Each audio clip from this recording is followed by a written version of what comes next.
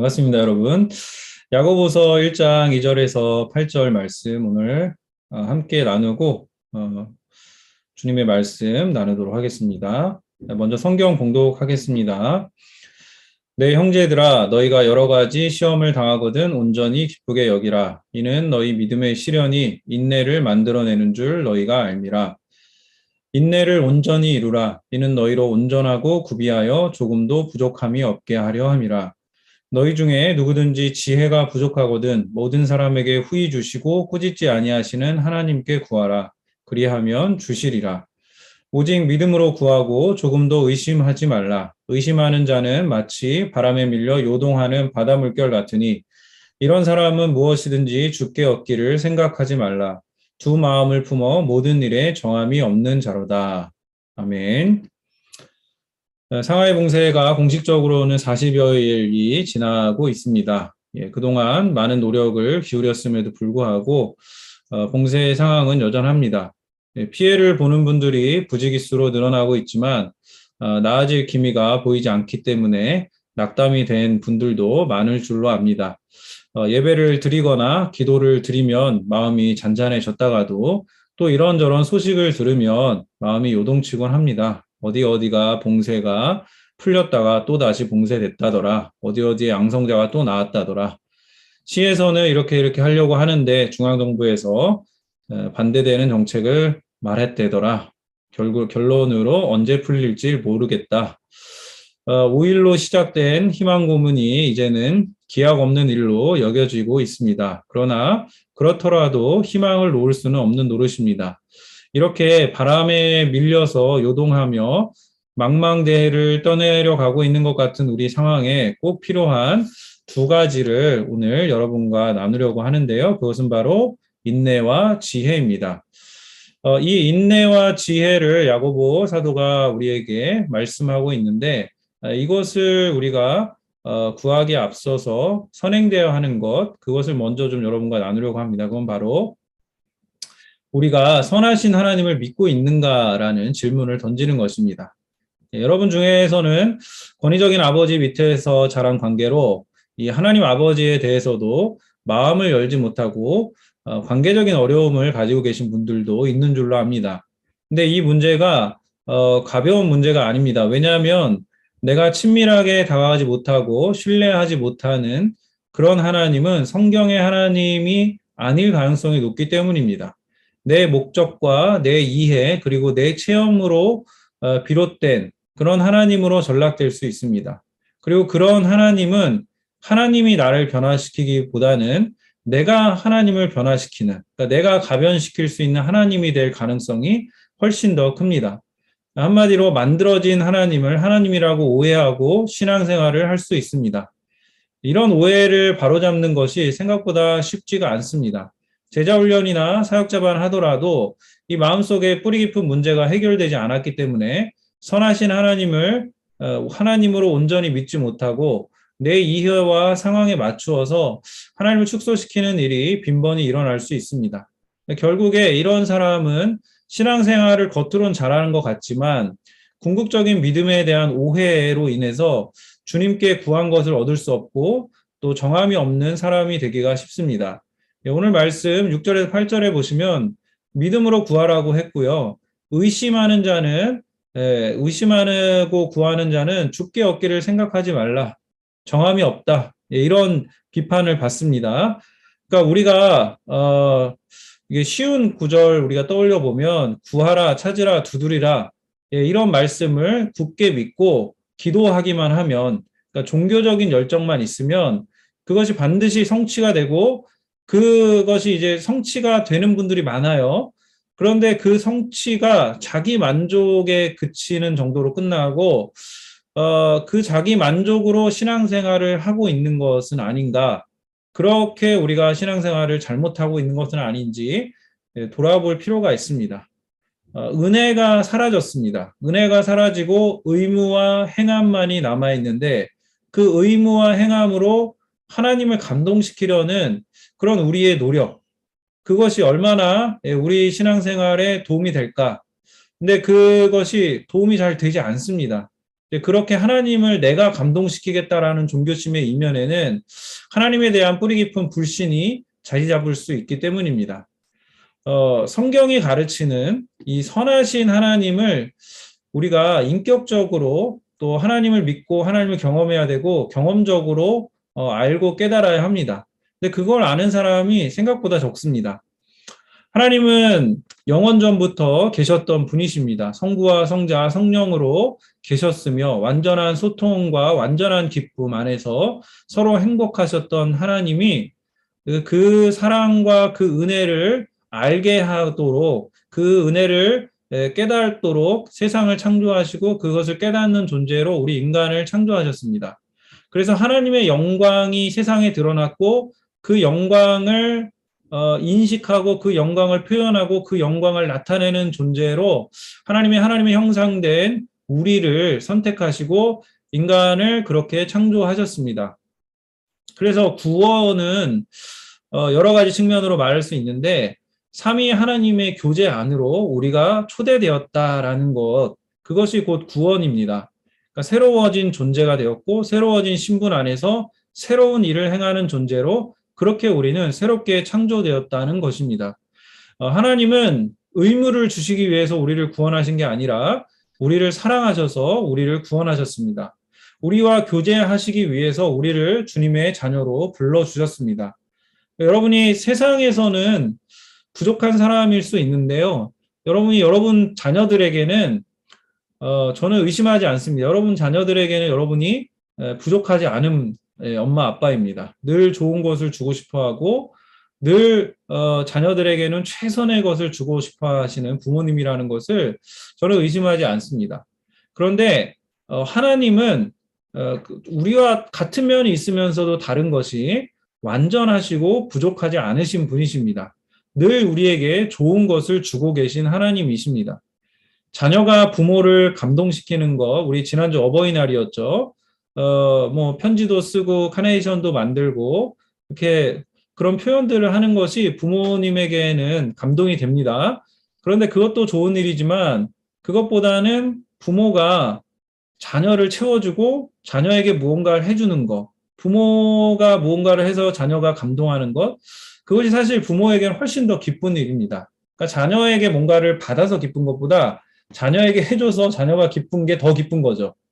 그러니까 결국 우리의 신앙생활이 성숙하려면 이렇게 그 선하신 하나님의 사랑을 충만하고 풍성하게 경험해야 그 사랑을 흘려보낼 수 있는 것이지 그 사랑의 공급이 없이 내 행함이나 내 노력으로 이루고 있는 그 종교심을 가지고 일하려 하다 보면 반드시 문제가 생기게 되어 있습니다. 그리고 이제 지금과 같은 상황에 이르르면 더더욱 낙심하게 됩니다. 내가 행동하는 종교적 열심의 무대가 사라지고 오직 개인적인 관계 안에 있는 그 하나님을 붙들어야 되기 때문입니다. 자, 오늘 성경 본문은 그래서 이러한 상황을 기뻐하라고 이야기를 합니다. 왜냐하면 믿음의 시련이 인내를 만들고 그것이 우리를 영적인 성숙, 온전함으로 이끌 것이기 때문이라고 말씀하고 있습니다. 근데 우리 지금 현재 상황에 대비해 보면 도저히 가능할 것 같아 보이지 않을 수도 있습니다. 그러니까 이 상황을 도대체 어떻게 기뻐할 수 있다라는 말입니까? 그렇죠. 이 기쁨이라는 것이 무엇이냐라고 할 때, 당장의 지금의 기분에 대해 말하는 것은 아닌 것 같습니다. 그러니까 당장은 낙심이 돼요. 당장은 주저앉고, 당장은 울기도 합니다. 그러나 그런 일련의 과정 속에서 우리의 안에 믿음이 조금씩 쌓여가는 겁니다. 그리고 인내로 말미암아 우리가 연단이 됩니다. 그래서 이전보다는 조금 더 성숙한 사람으로 성장하게 될 것입니다. 그러니까 지금 당장 기뻐할 수 없어도 지금 당할 이 믿음의 시련으로 말미암아 인내가 쌓이고 부족함이 없는 성숙한 사람으로 자라갈 것이기 때문에 기뻐하라는 뜻으로 저는 이 구절이 그렇게 다가왔습니다. 여러분 욥을 생각해 보십시오. 욥은 이유 없는 고난 앞에 속수무책으로 당했던 인물입니다. 사탄이 하나님을 도발했는데 하나님은 그걸 또 허용해 주세요. 목숨만 빼고 다 네 맘대로 해라. 그러니까 욥의 고난의 과정을 보면 너무너무 괴로웠던 과정입니다. 그리고 그 욥기를 보면 그가 기뻐했다는 텍스트는 없습니다. 그냥 그 과정에서 욥은 인내하고 견뎌냈을 뿐입니다. 그러니까 자기 생각과 자기 경험보다 더 크신 하나님을 만나고 나서야 욥은 철저하게 하나님 앞에 다시 한번 회개합니다. 고난이 없었으면은 절대로 깨달을 수 없었던 하나님의 지혜를 욥은 듣고 하나님이 그 욥을 다시 받아주시고 또 욥을 기쁘게 받으시고 하나님의 기쁨 안에서 비로소 욥이 주님이 주시는 영광과 기쁨의 이 깊이가 얼마나 깊은지를 경험했을 것입니다. 이렇게 성경의 인물들은 하나같이 고난을 겪었던 사람들입니다. 여러분, 아브라함을 생각해 보십시오. 자기 고향을 떠난 순간부터 늘 위협 가운데 살아야 했습니다. 2번이나 자기 아내를 누이라고 속였고요. 자식에 대한 약속이 실현되지 않자 불신앙으로 반응하기도 했습니다. 그러나 하나님은 아브라함의 믿음을 보시고 그것을 의로 여기셨습니다. 100세 얻은 아들 이삭을 바치라는 그 명령에 순종할 수 있었던 것은 그가 살아왔던 삶의 여정에서 처음부터 그랬던 게 아니라 그 믿음이 하나하나씩 쌓여왔기 때문에 하나님은 그가 믿음을 발휘할 수 있을 때를 정확히 아시고 그때 아들을 바치라는 명령을 주셨습니다. 야곱을 생각해 보십시오. 야곱이 이스라엘 12지파의 조상이 되었지만 자기 인생에 대해서 뭐라고 정의를 합니까? 내가 험악한 세월을 보냈나이다. 예, 험악한 세월을 보냈다라고 야곱은 자기 인생을 정의합니다. 여러분, 야곱의 그 막내 11번째 아들 요셉도 생각해 보십시오. 요셉도 기구한 인생을 살았습니다. 10년이 넘는 노예 생활, 또 강간미수범이라는 누명을 쓰고 감옥에 갇히기도 했습니다. 그래서 그의 10대와 20대는 비참했고 억울함이 점철된 삶이었습니다. 이 성경의 인물들을 열거하자면 너무나 끝도 없겠죠. 모세도 광야의 시간을 보냈고 다윗도 도망자의 삶을 살았습니다. 사망의 음침한 골짜기 곁을 내가 지났다라고 고백합니다. 바울도 복음을 위해 당하지 않아도 될 그 고난을 자기 평생에 걸쳐서 그 고난을 참아내고 견디고 인내했던 사람입니다. 자, 이런 그 고난을 주시는 그 하나님을 내가 여전히 신뢰할 수 있는가? 고난만 주는 하나님, 나를 괴롭히는 것 같은 하나님, 알 수 없는 고통 속에 나를 두시는 이 하나님에 대해서 나는 여전히 그분을 신뢰할 수 있는가? 기뻐할 수 있는가? 그러면 사실 이게 기독교 신앙의 역설입니다. 바울이 이렇게 이야기하고 있습니다. 근심하는 자 같으나 항상 기뻐하고 가난한 자 같으나 많은 사람을 부유하게 하고 아무것도 없는 자 같으나 모든 것을 가진 자로다. 그렇습니다, 여러분. 우리는 고난의 역설을 믿어야 됩니다. 이 고난과 함께 고난 중에서 우리가 찡그러지고 일그러지면서도 우리는 동시에 기쁨을 소유할 수 있는 사람들입니다. 그리스도인에게 무의미한 고난은 없습니다. 하나님은 우리가 받는 고난을 결코 낭비하도록 하지 않으십니다. 여러분, 아까 제가 언급했던 요셉의 경우를 생각해 보십시오. 요셉은 자기가 받은 고난이 하나님의 계획의 일부였다라는 것을 나중에 가서야, 처음에 모릅니다. 근데 나중에 가서야 고백할 수 있게 됩니다. 고난을 겪을 때는 모르지만 고난을 지나야 그 의미를 알 수 있습니다. 다윗도 사울에게 쫓기는 급박한 상황 속에서도 내가 여호와의 선하심을 맛보아 알았다라고 고백하고요. 바울도 자신이 받은 환난으로 말미암아 고린도 성도들에게 주님의 위로가 환난 중에 넘칠 수 있었다라고 고백하는 것을 볼 수 있습니다. 그러면 여러분, 이 고난은 우리에게 이렇게 해석될 수 있습니다. 우리의 부족한 믿음을 온전하게 하시고 하나님이 우리를 믿어주시는 과정으로서의 특권이라고 말할 수 있습니다. 이 고난당하는 욥을 하나님은 끝까지 믿어주셨습니다. 아브라함도 끝까지 믿어주셨습니다. 이렇게 고난은 하나님께서 나를 믿어주신다라는 면에서 신자에게 주어지는 영광스러운 특권이고 하나님의 선하심을 경험하는 수단이 됩니다. 그러니까 복음은 머리로만 알던 그 사람이 많은데 그 머리로만 알던 복음을 고난을 겪으면서 내 온몸으로 체험하게 되는 것입니다. 하나님이 이 상황 속에서도 나에게 지금 최선의 것을 주고 계시는구나. 하나님은 후히 주시고 꾸짖지 않으시는 분이시구나. 그래서 문제가 하나님께 있는 것이 아니라 나에게 있었다라는 것을 깨닫게 되는 것입니다. 내가 믿음이 있는 줄 알았더니 그 믿음이란 것이 이 고난 속에서 보니까 그 계란국이 이렇게 그 썩어서 이 속이 텅 빈 계란 껍질 있잖아요. 그게 탁 손으로 잡으면은 이게 바스러질 수밖에 없습니다. 그러니까 그런 계란, 내 믿음이란 게 겉으로는 믿음이 있는 것 같았는데 이렇게 딱 눌러보니까 바스러지는 계란 껍질 같은 것이었구나라는 것을 깨닫게 됩니다. 그러니까 인과율의 논리로 접근하는 문제가 아니구나. 이 고난의 와중에서 예, 하나님은 나에게 최선의 것을 주고 계시구나. 나를 향한 선하심과 은혜는 여전히 계속되고 있구나. 이것을 깨닫는 것입니다. 예. 그래서 우리가 고난을 이렇게 이해를 합니다. 근데 그래도 어렵습니다. 왜? 고난의 기한을 우리가 모르기 때문입니다. 그래서 이 고난을 언제까지 참아야 합니까? 라고 우리는 항변할 수 있습니다. 사도 야고보가 5장에서도 이 인내에 대한 이야기를 이렇게 하는데요. 그러므로 형제들아 주께서 강림하시기까지 길이 참으라. 보라 인내하는 자를 우리가 복되다 하나니 너희가 욥의 인내를 들었고 주께서 주신 결말을 보았거니와 주는 가장 자비하시고 긍휼히 여기시는 이신이라. 아멘. 네. 언제까지라고요? 끝날 때까지 견디라는 겁니다. 그러니까 우리는 고난의 원인도 모르고요. 사실 결말도 잘 몰라요.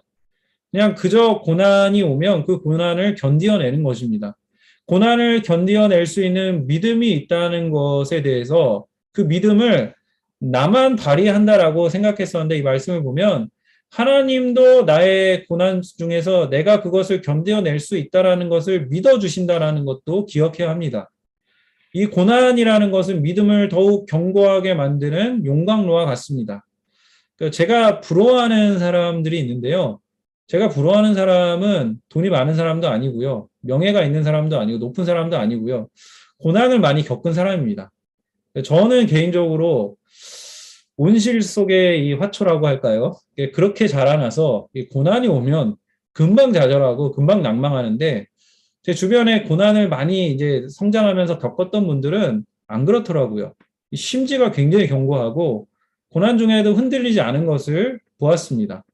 그러니까 여러분 우리가 이 목사라는 직분, 제가 목사잖아요. 목사라는 직분이 심지를 견고하게 만드는 것이 아니라 목사라는 직분으로 인해 받게 되는 고난이 있는데 그 고난이 심지를 견고하게 만든다라는 것을 제가 깨달았습니다. 그러니까 마찬가지로 여러분이 신자라는 직분 속에서 지금 받고 있는 고난이 있다라면 그 고난이 그 고난으로 말미암아 그것이 여러분을 온전케 할 것임을 믿으셨으면 좋겠습니다. 시편 기자가 이렇게 고백을 했습니다. 고난 당하기 전에는 내가 그릇 행하였더니 이제는 주의 말씀을 지키나이다. 고난 당한 것이 내게 유익이라. 이로 말미암아 내가 주의 율례들을 배우게 되었나이다. 만약에 예수님께서 이 땅에 오셔서 고난 없이 사시고 고난 없이 우리를 구원하셨다면 그것은 아무 유익이 우리에게 없었을 것입니다. 그러나 예수님도 고난 받으셨습니다. 고난이 가득한 인생을 통과하시고 고난의 절정인 죽음을 통과하셔서 생명에 이르셨습니다. 그래서 그 아들이 이 십자가로 말미암아 영광을 얻게 되었고 부활로 영광을 얻게 되었고 아들의 영광이 아버지의 영광이 되고 아들로 말미암아 아버지가 영광을 받으시게 되었다라고 요한복음이 우리에게 말씀해 주는 그런 부분들 우리가 살펴볼 수 있는데 그러므로 우리도 예수님이 우리에게 고난을 참으시고 영광을 나타내신 것처럼 우리도 그렇게 행해야 될 것을 성경은 말씀하고 있습니다. 자, 베드로가 이렇게 권면합니다. 만일 그리스도인으로 고난을 받으면 부끄러워하지 말고 도리어 그 이름으로 하나님께 영광을 돌리라. 그러므로 하나님의 뜻대로 고난을 받는 자들은 또한 선을 행하는 가운데에 그 영혼을 미쁘신 창조주께 의탁할지어다. 아멘. 하나님의 뜻대로 당하는 고난은 하나님의 자녀들을 부족함이 없게 만들고자 하시는 것임을 믿고 고난 중에 좌절하지 말고 버티고 이겨내야 합니다. 더딘 걸음 같지만 후히 주시고 꾸짖지 않으시는 우리 하나님께 지혜를 구해야 합니다.